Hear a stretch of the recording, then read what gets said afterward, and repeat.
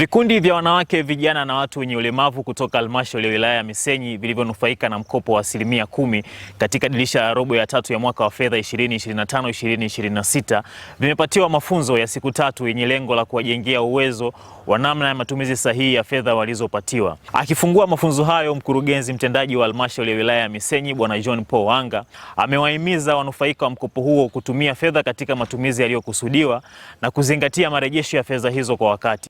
Ningependa kuwahimiza mambo yafuatayo. Tambueni kuwa mkopo huu ni mtaji wa biashara, si fedha za matumizi ya kawaida. Narudia tena, mkopo huu ni mtaji wa biashara, si fedha za matumizi ya kawaida. Hivyo hakikisheni kila shilingi inaelekezwa kwenye shughuli iliyopangwa na kikundi chenu.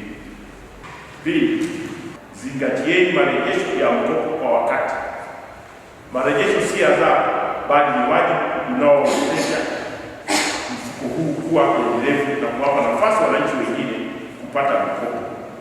Vikundi vinavyorejesha kwa uaminifu vina nafasi nzuri ya kupata mikopo mikubwa zaidi siku zijazo.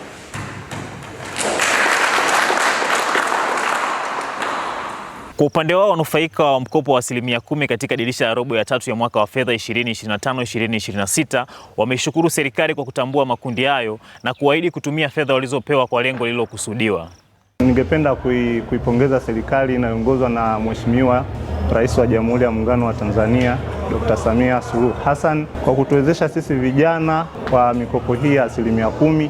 Mimi nitoe tu ahadi kwamba tumezipokea pesa hizi na tutajitahidi kurejesha, na tumetoka sasa hivi katika semina na tutajitahidi kutekeleza yale yote ambayo tumeelekezwa na viongozi wetu. Kwa majina naitwa Zamda Dauda Yahaya. Mimi ni mwanakikundi cha Obumoi.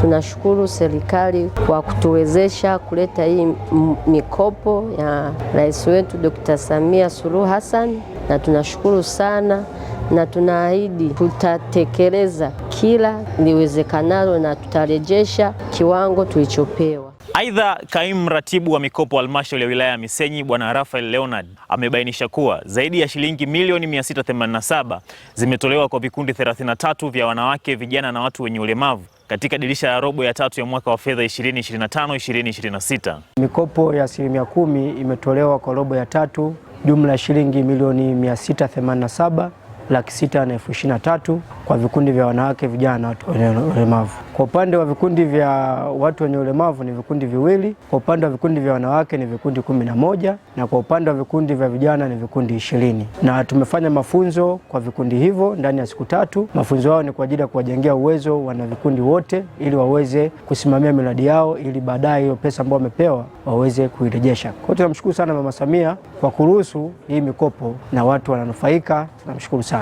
Mafunzo hayo ya siku 3 yamefanyika katika ukumbi wa halmashauri ya wilaya ya Misenyi wa William F. Katunzi, ambapo wawakilishi kutoka vikundi 33 vya wanawake, vijana na watu wenye ulemavu wameweza kupatiwa mafunzo hayo. Mimi naitwa Audax Venant, nikusihi tu endelee kutufuatilia kupitia mitandao yetu ya kijamii Instagram na YouTube kwa jina la Misenyi DC, lakini pia kwenye tovuti yetu misenyidc.go.tz.